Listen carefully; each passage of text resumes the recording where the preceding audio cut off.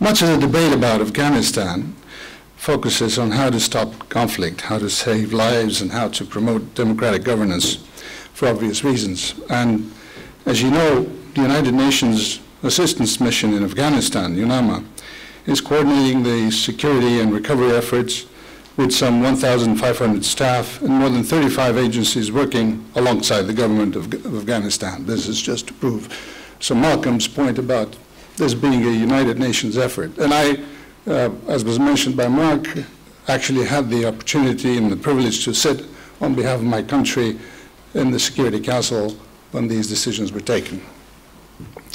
However, I will try to highlight some issues related to the economic transformation that needs to occur in order to help break the conflict and poverty cycle.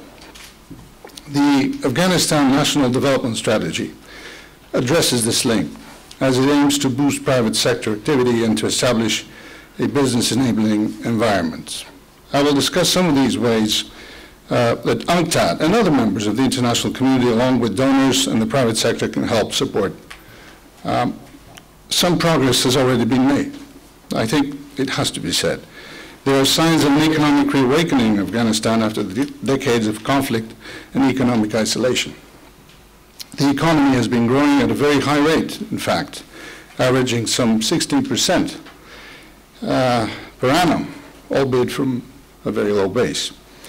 GDP has risen, and thanks to a revival of agriculture with exports of wheat, corn, barley, rice, and wool products, including carpets, and growth in the services sector, especially construction. Substantial financial support from the international community for reconstruction has boosted national income, and sound macroeconomic policies have also helped.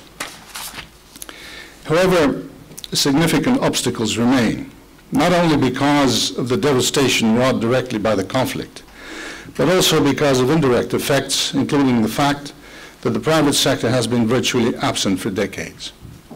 Afghanistan is a very vulnerable economy with average national income of only $415 per capita, and it shares all of the challenges facing other landlocked, least developed countries. The World Bank's Human Development Indicator ranks Afghanistan at number 181 out of 182, just above Niger.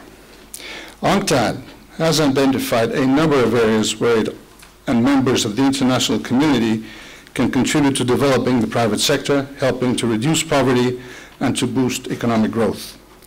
This is informed by our experience over nearly 50 years as the United Nations focal point for the integrated treatment of trade and development at the interrelated areas of finance, investment, and technology. One of the first steps that is needed is to boost investment. Domestic investment will be needed, both private and public, but it is clear that foreign investment could play an important role at this stage, given the limited availability of local resources.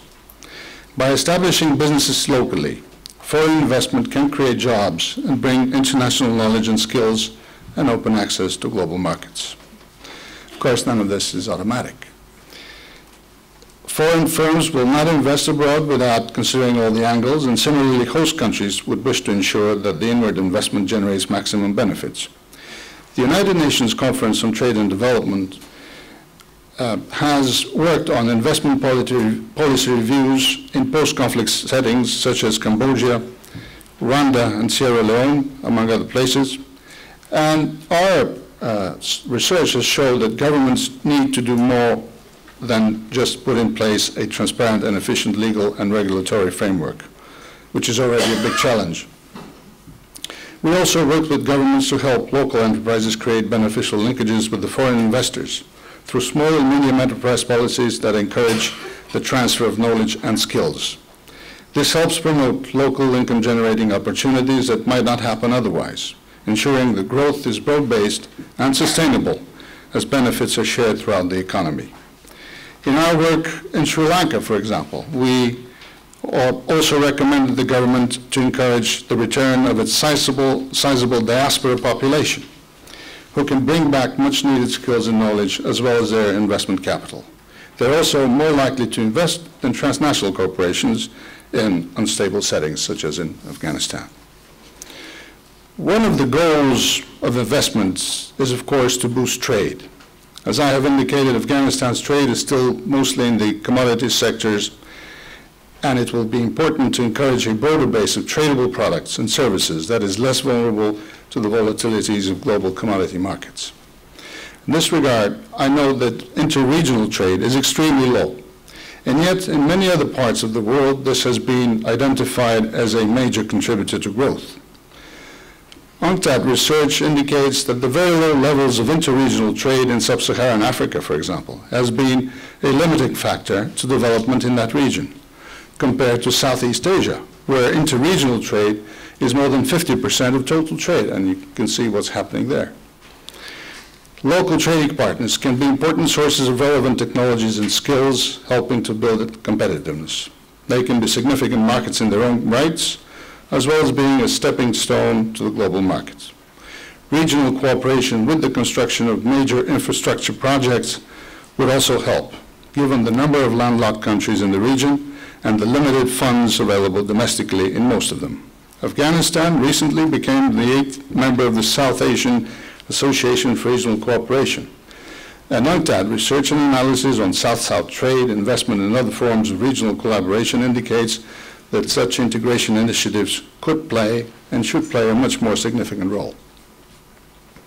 We have also been working directly with the Afghan authorities since 2004, assisting the country's accession towards the World Trade Organization.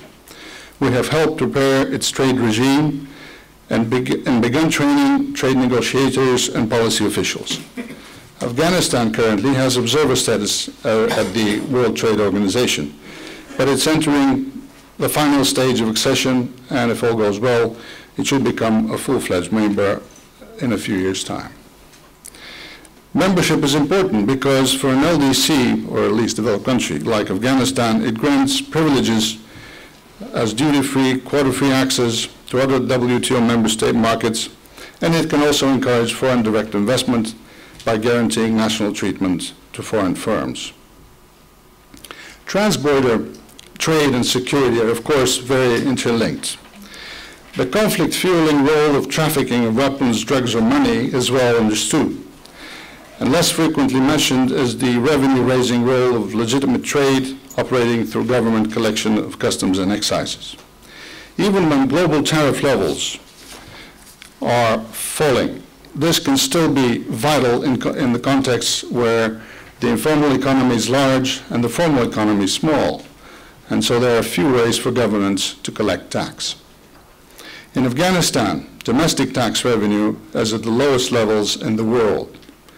So I was encouraged to see a lead article on the UNAMA webpage this week describing how customs houses in eastern Afghanistan are making extraordinary progress in collecting revenues thanks to UNCTAD's automated system of custom data, something we call ASICUDA for short. The Afghanistan-Pakistan border post described in this article was established in January 2006. It has been extremely effective, even though this is only one checkpoint along a 6,000-kilometer long border.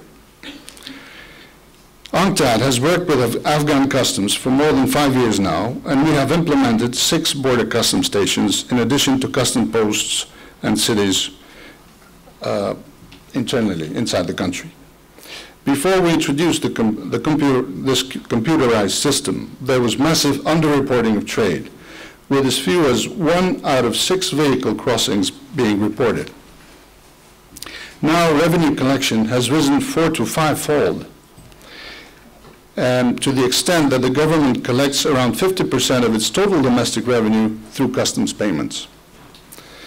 Another advantage of the computerized system is that it has significantly speeded up the customs process. In the past, it could take 2 to 3 days for a goods-laden truck in Pakistan to get approval to enter Afghanistan, as all the requested letters and approvals had to be hand-delivered. Such transport delays significantly raise the cost of trade and discourage business. Now transactions can be completed in 15 minutes, helping both countries benefit from more trade. There are also spillover benefits to landlocked neighbors who enter Afghanistan in transit en route to port. Another point I'd like to make is about debt management. A country in a conflict or post-conflict situation can easily find itself trapped with heavy debt burdens, leaving it insolvent and unable to pay for even the most basic reconstruction, let alone to afford the skills upgrading, technology, or structural adjustment packages that are recommended in some countries following the current global economic crisis. Afghanistan's total level of debt is still uncertain, as data is lacking. However, some reports have put it at more than $3 billion. This may not sound excessive in absolute terms, but in relative terms it is high, given that Afghanistan still lacks the fiscal structures, export capacity, and capital markets with which to make the repayments. Even debt administration can be difficult because documentation is destroyed or staff lack adequate training. UNCTAD has developed expertise in this very technical area over the last 25 years through its debt management and financial assistance program. In Iraq, we have worked directly with the Ministry of Finance and the Central Bank and helped put in place the transparent and reliable debt management systems that enable them to secure more viable terms with the Paris Club of donors. In Haiti, which shares with Afghanistan the need for economic transformation, UNCTAD recommended an immediate moratorium on all multilateral debt to be followed as soon as possible by its cancellation. Afghanistan has benefited from significant debt relief in recent years, but debt remains a major challenge, and it will remain in high risk of debt distress and will need external assistance for a number of years to come. The official development assistance is another point. Taking a step back from Afghanistan in particular, there are important parallels in what I have been describing with the general debate about the role and impact of official development assistance in developing countries. UNCTAD research has shown that in most developing countries, assistance has become increasingly directed to critical social or humanitarian needs, and thus, unfortunately, away from investment in productive capacities and job-creating activities that are essential to long-term sustainable development. We are concerned that this trend undermines donors' efforts to help countries reach the Millennium Development Goals by the 2015 deadline. We all agreed on these goals. And to illustrate these concerns, we use the metaphor of running in two legs, meaning that achieving the Millennium Development Goals required linking policies for productive capacities and employment creation with policies for social sector development. If we focus only on social or humanitarian sectors, we would be like trying to reach the finish line on one single leg. In the Afghanistan context, the wider point remains an economic perspective is badly needed. And to conclude, I have highlighted a few examples of areas where UNCTAD and other development partners can contribute to the economic transformation efforts of the government of Afghanistan to complement the security and political initiatives that are underway. All of these examples are ways of boosting Afghanistan's productive capacities, meaning the ability of the Afghan economy to produce and trade a more diversified range of goods and services of higher value added. Through this, Afghanistan can support employment generation and economic growth. As I have indicated, there are many areas in this regard where the United Nations Conference on Trade and Development and other development partners have a positive role to play. Afghanistan is a country in distress, but it is not the only one. The lessons that we learn in Afghanistan may be applied in other countries, and vice versa. The lessons learned in other countries can give insights to the Afghanistan context. There is no single rule book on how to tackle these issues, because every country and every conflict is different. However, there will be common threads that can be identified, including the role of investment, fiscal and monetary policy, skills transfer, trade, and above all, the creation of jobs and opportunities to earn income. Bringing all of these interdependent elements together is essential in today's interdependent world. To sum up, it is UNCTAD's view that the long-term peace and security of Afghanistan, and perhaps also the region, will depend not only on saving lives, but also on securing livelihoods. When we save livelihoods in Afghanistan, we will also be saving future lives, the lives of the Afghani people, and also the lives of the international peacekeepers and the development community who are working to help support peace and reconstruction.